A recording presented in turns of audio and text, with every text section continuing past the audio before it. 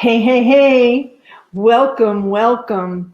This is Yehudit Steinberg, and I am the founder of Jewish Interfaith Wedding Network and the host of this show, Jewish Fusion Wedding Talk Show. And during the month of June, we have been doing a series of different topics for planning your Jewish fusion wedding. And these topics really work for those of you who may be Jewish or Jewish interfaith. It also, if you are being asked to be an officiant of a wedding that includes Jewish traditions, this next series is definitely for you.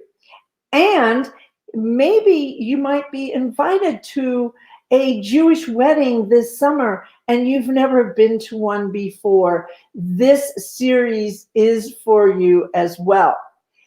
Now, over the next 4 days or 4 episodes, welcome all of you that are here live and those on the replay. We are doing this in June live from my studio in Las Cruces, New Mexico. And we are going to talk about traditions, Jewish traditions, and why traditions matter. So let's get started with today's show. Whoops. There we go. Hit the wrong button first. I love that when I get on live and I start hitting the wrong button. So Today's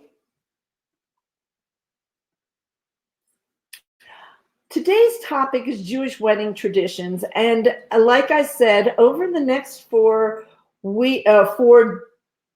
episodes, we're going to talk about 4 basic traditions and why they matter. Now, there are definitely a few more Jewish wedding traditions, but these 4 wedding traditions are ones that are really the most popular when planning a ceremony, whether it's a Jewish ceremony or a Jewish interfaith or fusion ceremony. They tend to typify the basics that most weddings include.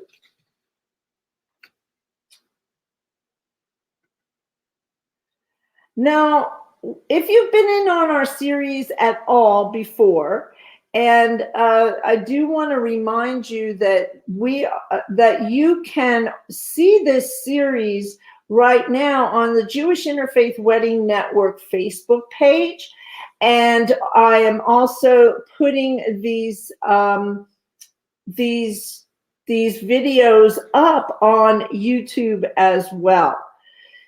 So if you've tuned in at all, you will know that there is really more than one way to say I do. And what we here at the Jewish Fusion Wedding Show want to explain to you and want you to explore with us is which is best for you. So without further ado, let's continue to move on. Now, except that I do want to say that if you haven't seen any of the other series where we talk about choosing an officiant, choosing where to hold your wedding and your ceremony, and some other preliminary questions to answer, ask yourself and answer, then I would take a look back at the first 8 videos that we have done in the series and see if there are any that are of interest to you to get a little further background.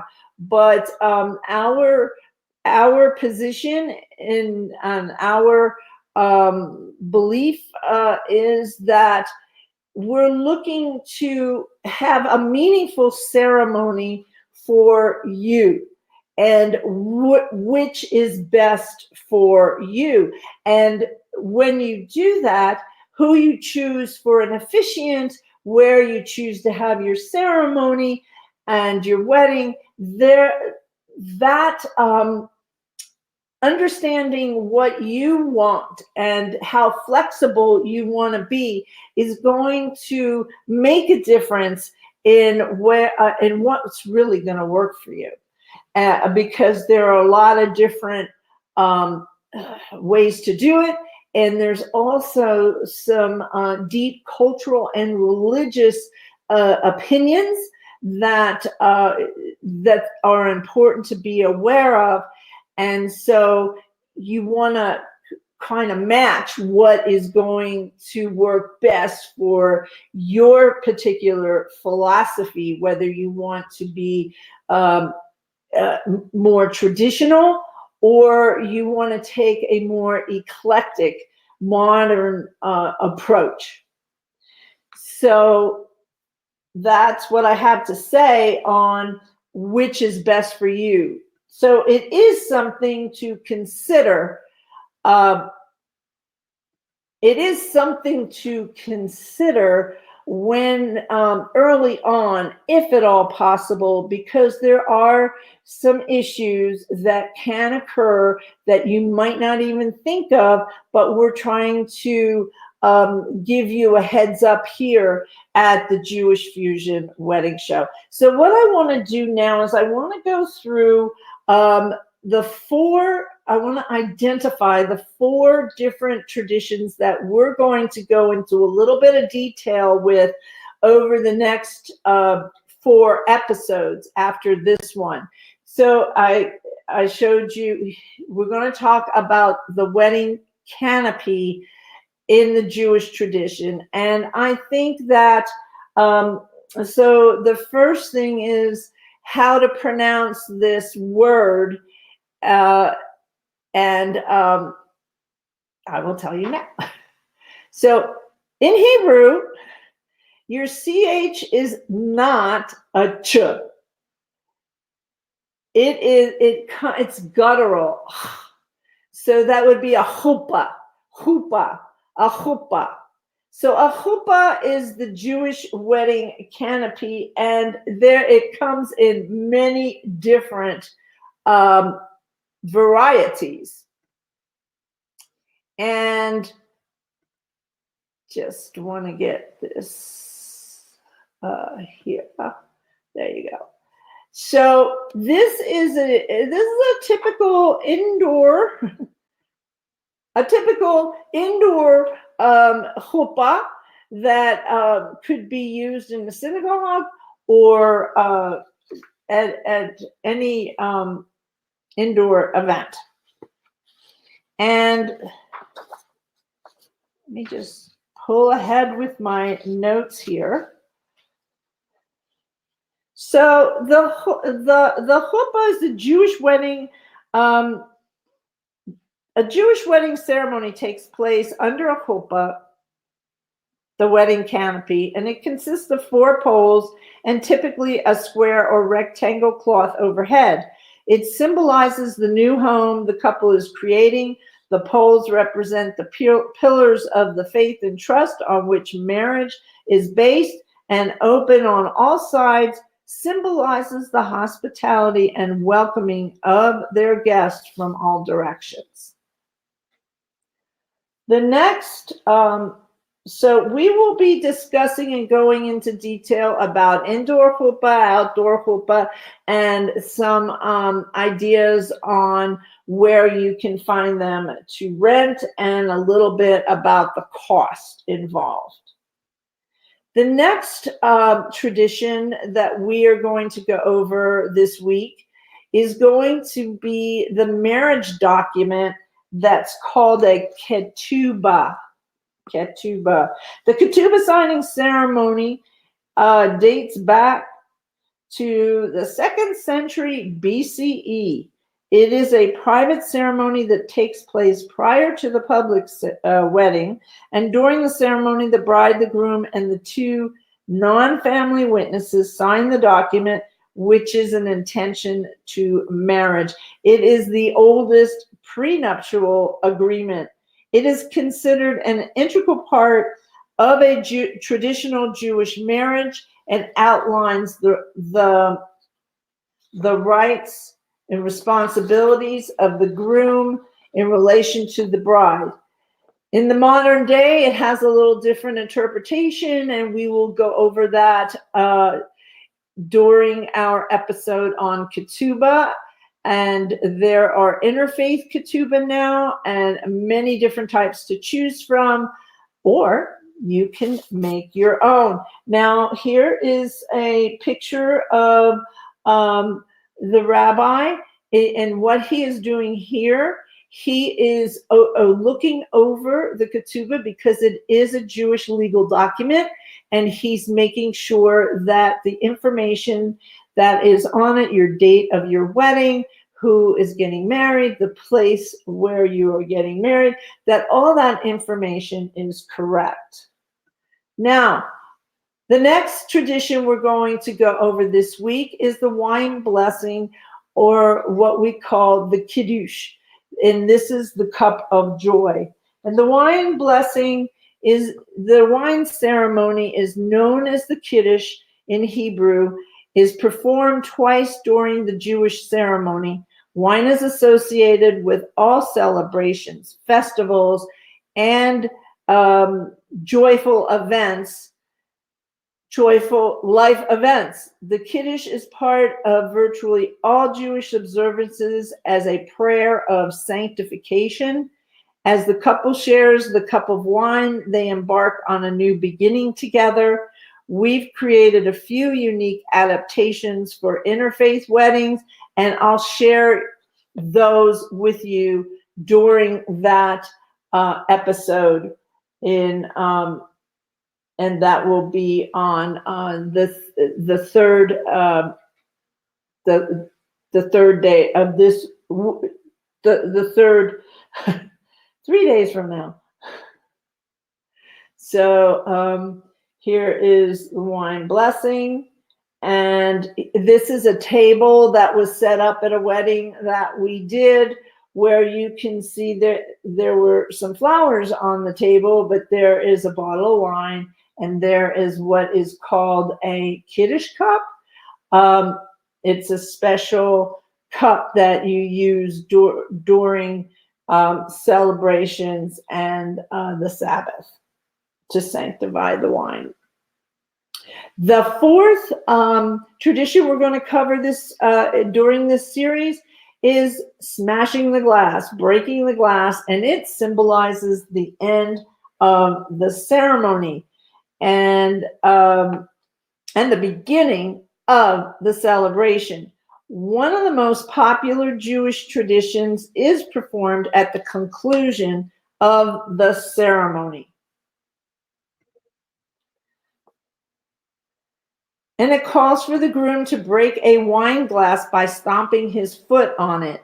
This is to remind us that even in the height of our joy, and we should be aware of life's sorrows, and that marriage includes both difficult and happy times. After the glass is broken, all the guests are welcome to shout the word Mazel Tov, which means good luck. And we'll discuss the different interpretations used during the ceremony to give you a few ideas during that episode later this week, if you're following this live, and it will be the fifth in this series of traditions. Now, let's just take a few moments and talk about why traditions matter.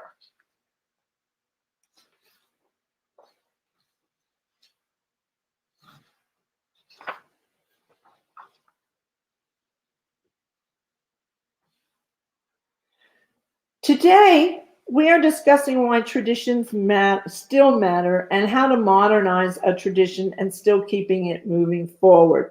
The wedding traditions we are creating today are traditions of the future. Each wedding is an opportunity to create a completely unique experience. It may contain traditional and contemporary elements of your choosing. Understanding how to renew and update traditions of the past while still including them is what we at Jewish Interfaith Wedding Network, and especially the Jewish Fusion Wedding show, is all about. Traditions were never really intended to remain the same and become rigid and meaningless. Rituals and rites of passage are in the present moment. The traditions are now and were always meant to be meaningful. This week will describe the 4 traditions that we have that have lasted for many generations, and give you a few examples of each one being modernized while still maintaining the core intention of the tradition.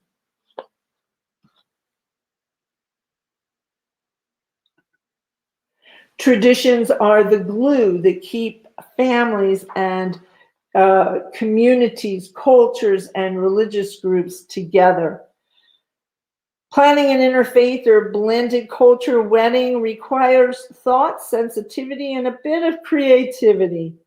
In a sense, you are showing the world how you, your beliefs, and traditions will join and interact going forward.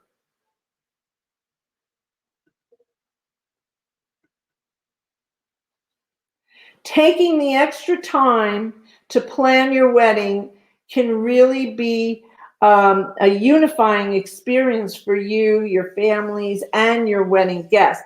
Adding personal touches from both of your backgrounds adds a unique quality to your wedding day and forms a good basis for your life moving forward. After all, the wedding day is the birthday of your marriage. And including these traditions, they help, especially for those that are integrating 2 different cultures or religious backgrounds. It helps to bring the families and the communities and the cultures and religious groups together. And we do this in a process that I've created over the past 18 years called Acknowledging Similarities and Celebrating Our Differences.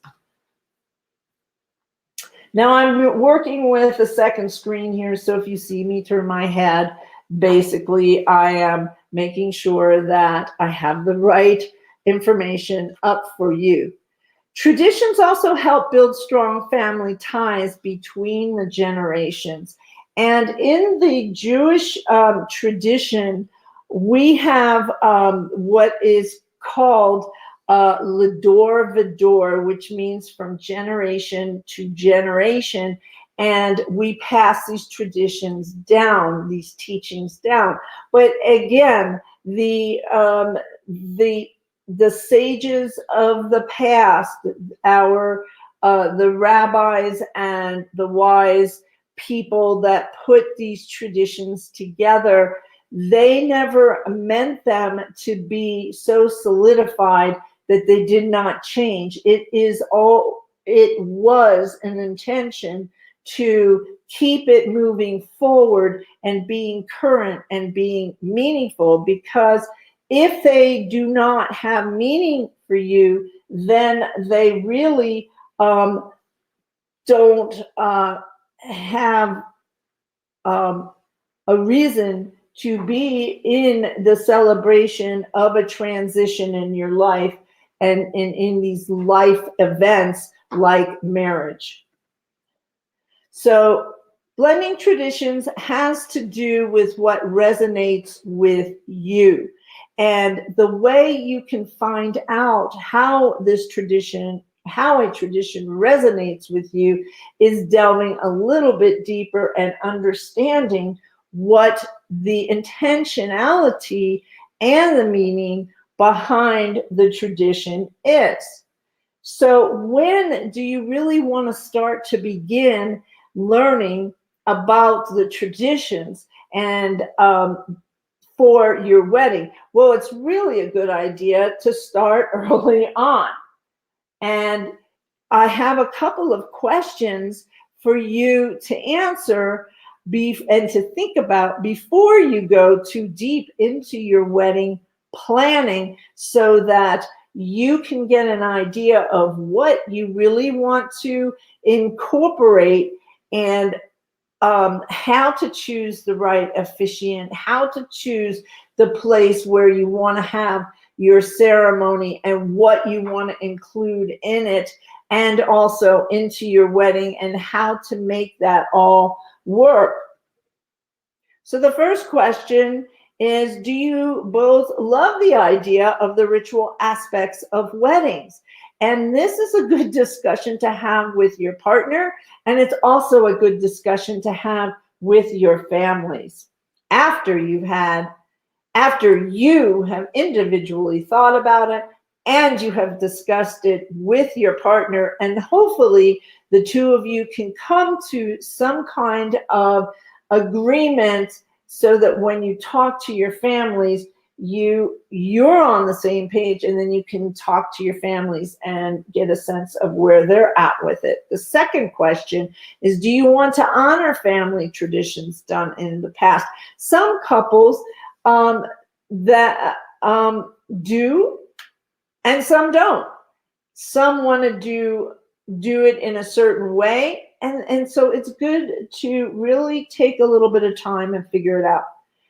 Now, the other question is, once you've decided the different traditions that you would like to include in your wedding, you might want to alter the original tradition to fit your style today. And if that's the case, then it's important for us to take a look at how you might want to do that. Because remember, one size doesn't really fit all. It really is about what is best for you, and for your situation. So as I suggest, the first thing to do is learn the meaning of the traditions and how it has been done before. Then make a list of the traditions you want to have in your wedding, and then decide, making the old new, how much you want to adapt this tradition into your wedding. And this is the kind of discussions that I have had with couples over the past 18 years, over 500 couples that I have worked with. And each wedding is unique, and it's a little bit different, and we come up with ideas that fit for you, because you're the one. It's a collaboration. And so that is the kind of weddings that we create. And not all clergy are on the same page with that. So as we talk about with finding the right officiant, finding the right place to have a ceremony, these are some questions and things that you want to have answered before you start looking and choosing what you're going to include in your wedding. So my suggestion is that you tune in live the next 4 days and get your questions answered. We will go over Jewish wedding traditions on day 1, the chuppah on that's tomorrow, and then the following day we are going to talk about the ketubah, the marriage document, and then the third day the kiddush, the wine blessing, and on the fourth day in this. So on the 5th day in this series, it's a 5-day series. Then we'll talk about smash the glass.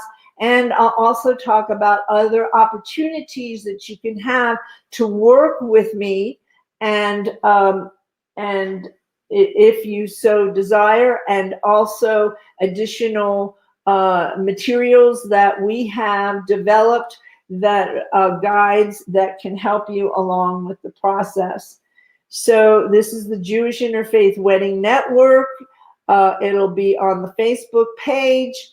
And You can also subscribe to to our show, and you'll get an email that will let you know when we're going live and what the topics for the day will be. And what I say now is Mazel Tov and congratulations, and we'll see you tomorrow at 10 a.m. Pacific and 1 p.m. Eastern. This is Yehudit Steinberg. So, hi, I am Yehudit Steinberg, and I am the founder of the Jewish Interfaith Wedding Network and the host here for your Jewish Fusion Wedding Talk Show. I'll see you tomorrow. Bye-bye.